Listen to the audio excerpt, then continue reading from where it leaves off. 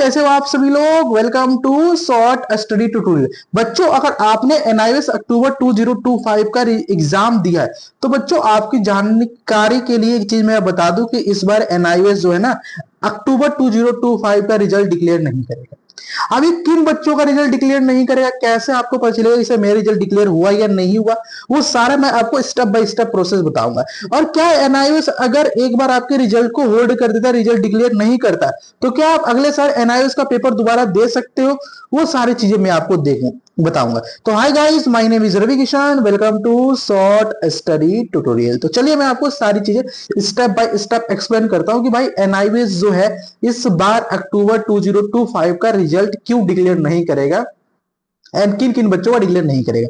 तो चलो शुरू करते हैं इस वीडियो को, और चलिए शुरू करते हैं। फिर क्या कर सकते हैं, देखो भाई आपको पता है कि भाई हमारा चैनल किस तरह से वर्क करता है। हम क्या करते हैं, बच्चों के मन में जितने भी आने वाले क्वेश्चन होते हैं ना, वो सारे क्वेश्चन लाते हैं एंड उसका हम लोग आंसर देते हैं। तो भाई वीडियो के मैंने जो एक वीडियो बनाया था जिसमें मैंने बताया था कि एनआईएस में चीटिंग करने का नतीजा, ये सारे क्वेश्चन ना उसी से मैंने पिक किए हैं। ठीक है, तो भाई देखो क्या लिख रखा है पेपर में। अगर यू हैव नॉट क्वालिफाइड, बहुत सारे बच्चों ने अप्रैल 2025 का पेपर दिया था, उनके पेपर में भाई यू हैव नॉट क्वालिफाइड का लिखा हुआ आ रहा था। अब इसका मतलब क्या है, देखो यार यू हैव नॉट क्वालिफाइड मतलब कि सर आपने जो ये एग्जाम था ना बेटा वो क्वालिफाई नहीं किया है। अब इस केस में वो क्या करना पड़ेगा, अगर ऐसा लिखा हुआ था तो आपको क्या करना सर, अपना एग्जामिनेशन फी पे करना पड़ेगा एंड आपको नेक्स्ट अटेम्प्ट में आपको एग्जाम देना पड़ेगा। अगर ये लिखा हुआ आएगा तो अगर यू हैव नॉट क्वालिफाइड लिखा होता तो समझ लीजिए सर आप फेल हो चुके। उसमें क्या होता है, जिन जो बच्चे फेल हुए थे उन पर डबल एक्स ट्रिपल ऐसे ऐसे एक्स बना होते हैं, सर आप पास नहीं कर पाए एग्जाम को, है ना। इसको अब अगर आपके सामने ये लिखा हो तो अच्छी बात है कि सर आपको कुछ नहीं हुआ, लेकिन सर अगर आपका रिजल्ट ऐसा लिखा रहता है कि सर आपको RWH रिजल्ट विथ होल्ड में डाल देते हैं, या फिर सर उसमें चीटिंग का केस आपके लगा दिया जाता है, तो बेटा आपका जो कैरियर है ना वो खत्म ही मान लो है एनआईवीएस में। अब वो सर क्यों बताते, देखो देखो अगर यह चीटिंग का प्रूफ क्या है सर, देखो मैं आपको बताता हूँ रिजल्ट विथ होल्ड अगर ऐसा लिख के आता है तो सर उसमें क्या आपको बताता हूँ मैं, आपको प्रॉब्लम होगी। अगर बेटा देखो RW लिख के आता है आपके पेपर में, RWH ऐसा लिख के आ सकता है, या फिर रिजल्ट होल्ड लिख सकते हैं, रिजल्ट पेंडिंग लिख सकते हैं, या फिर XX बना सकते हैं। अब सर ऐसा लिखा तो इसमें सर क्या चीज हो सकती है भाई, इसमें ये मानता है कि एनआईएस ना आपने चीटिंग करी है इसलिए हम आपका रिजल्ट डिक्लेयर नहीं करेंगे। अगर सर आपका रिजल्ट डिक्लेयर नहीं करेंगे तो भाई अगर RW लिखा हुआ आ जाता तो सर क्या नेक्स्ट अटेम्प्ट में जो हमारा नेक्स्ट अटेम्प्ट में जो मान लो सर अभी अक्टूबर 2025 चल रहा है, तो क्या सर आप अप्रैल में पेपर दे सकते हो, नहीं दे सकते बेटा। अगर देखो बेटा होता क्या है ना, होता क्या है अगर मान लो ना बेटा, देखो होता क्या मैं आपको बताता हूँ। देखो मान लो कि आपने अक्टूबर 2025 एग्जाम दिया है, अगर सर इसमें ना आपके रिजल्ट में RWH लिखा हो जाता है। अब RWH का मतलब होता है रिजल्ट विल होल्ड, यानी सर आपने चीटिंग करी है जिससे एनआईएस हो ना आपका एग्जामिनेशन डिक्लेयर नहीं करेगा। अगर ऐसा लिखा हुआ जाता तो आप क्या कर सकते सर, आप अप्रैल में एंड अक्टूबर 2026 इन दोनों सेशन में अपना एग्जाम नहीं दे सकते।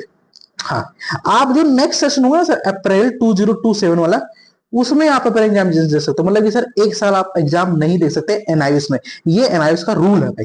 ये रूल मैंने ऑफिशियली साइट से उठाइए, आप वहां जाकर पढ़ सकते हो, है ना बेटा। अगर आपको मेरी बात विश्वास नहीं होता तो आप इस एनआईएस के रिजल्ट सेंटर पर जाइए और वहां से सारी इन्फॉर्मेशन कलेक्ट कर सकते हो, है ना। तो बेटा RW आ जाता। अब बेटा RW किस केस में आता है, मैं आपको बता दिया कि भाई उस RW आ जाता तो उस केस में एनआईएस एक चीज लेके चलता है कि भाई आपने ना चीटिंग करी है, आपने बेटा चीटिंग करी है। चीटिंग कैसे करी है सर, हो सकता है सर आपने आपके जो आंसर शीट थी ना उस पे एग्जामिनर जो आपका इन्विजिलेटर था उसने लिख दिया कि talking in the classroom during the exam, या फिर हो सकता है कि चीटिंग विद अदर स्टूडेंट्स, या फिर भाई मान लो कि कोर्स ही लगा देता तो आपका रिजल्ट ही डिक्लेयर नहीं करेगा एनआईएस। ये मान लिया भाई आप चीटिंग कर रहे थे, इसकी आपकी सजा देगा, एक साल की आपकी सजा होगी, आप एक साल के अंदर एग्जाम नहीं दे सकते। ठीक है, ओके।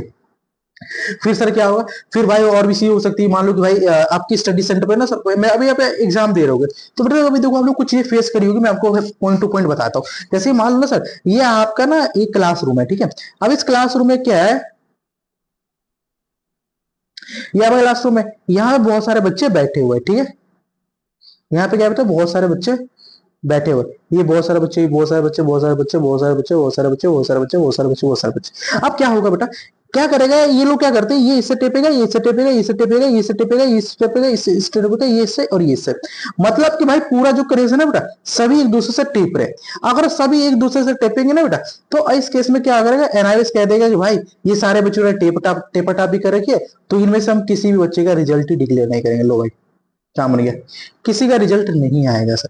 अगर किसी का रिजल्ट नहीं आता है तो सर क्या होगा, पूरी एग्जामिनेशन, पूरी मतलब कि स्टडी सेंटर का जो रिजल्ट है ना सर, पेंडिंग में डाल दिया जाएगा। उस क्लास में मान लो 20 बच्चे बैठे तो 20 का रिजल्ट नहीं आएगा, एंड 20 पे RW लिख जाएगा, यानी कि सर आपका रिजल्ट पेंडिंग है। अब सर इसका क्या मतलब कि अगर देखो, अगर सेंटर वाइड रिजल्ट पेंडिंग है, भाई देखो सेंटर वाइड रिजल्ट कैसे पेंडिंग हो सकता है, अगर बहुत सारे बच्चों ने क्या करा सर एक साथ चीटिंग करी है, तो भाई साहब सेंटर वाइड अगर रिजल्ट पेंडिंग है तो मतलब कि सर पूरे सेंटर का ही एग्जामिनेशन कैसे कर दिया।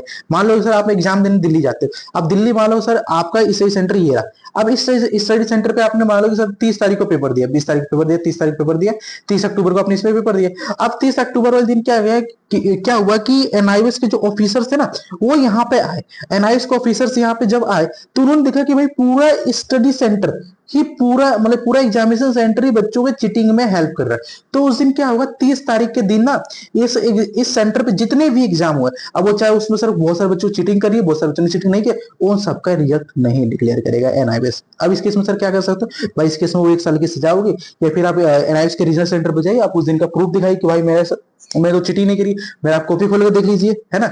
तो ये सब चीजें होती है। तो भाई देखो सेंटर वाइड भी रिजल्ट पेंडिंग डाल सकते हैं एनआईएस।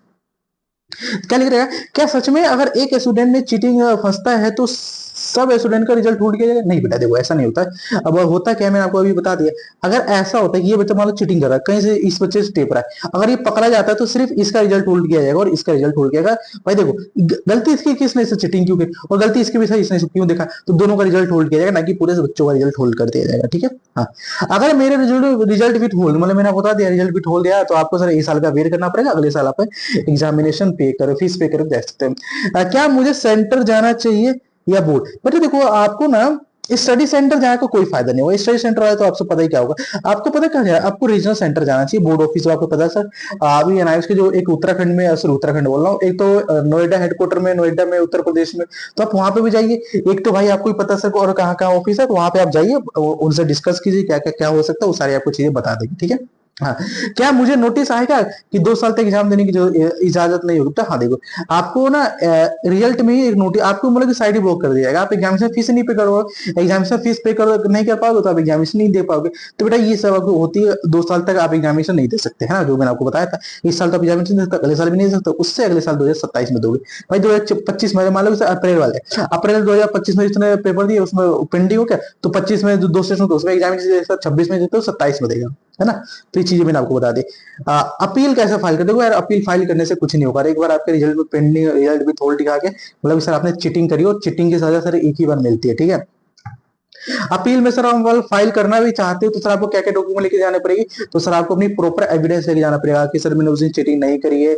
आपको वहां के सीसीटीवी कैमरा दिखाना पड़ेगा, देखो सर मैं चुपचाप बैठा हुआ था, तब इसी मान जाएगा। ये सब चीज आपको इस सेंटर, आपको एग्जामिनेशन सेंटर आपको वहां सीसीटीवी देंगे क्यों? पहली बात तो यार अगर आप दिल्ली में रहते हो तो दिल्ली देखो जहाँ तक देखो थोड़ी बहुत एडवांस सिटी तो है, दिल्ली के बहुत सारे स्कूलों में तो वहाँ पे सीसीटीवी कैमरा ही नहीं लगा, तो क्या हो सकता है। और यहाँ पे देखो क्या क्या लिख रहा है, कितना टाइम लग सकता है इन्वेस्टिगेशन में। अब एक बार ये टोटली डिपेंड करता है कि भाई कि तुम्हारा जो देखो इन्वेस्टिगेशन जो है ना कितना टाइम चलता है। भाई हो सकता है कि भाई एनआईएस वाला को 2 थप्पड़ मारे बाद भाई हम तो चेक ही नहीं करें, जा निकलने से, ऐसा बहुत से चीज कर सकते हैं। ठीक है। तो भाई ये सब चीज जो मैंने आपको बताया, भाई एक ही चीज कहूंगा, देखो एनआईएस का जो है ना पूरे लक पर डिपेंड करता है। अगर आपने ऐसे टाइम पे एग्जाम दे रहे हो जहाँ पे सर बहुत चीटिंग हो रही है, तो भाई आप एक चीज तो मालूम सर आपका रिजल्ट नहीं आएगा। लेकिन सर आप ऐसे सेंटर से एग्जाम दे रहे हैं बहुत कुछ चीटिंग नहीं हो रहा, तो वहां पे आप आपकी मेहनत दिखाएगी आपका रंग। ठीक है। तो आई होप कि आपको वीडियो समझ में आया होगा। अब मैं इसको यहीं पे एंड करता हूँ। ठीक है, वीडियो ज्यादा लंबा नहीं कर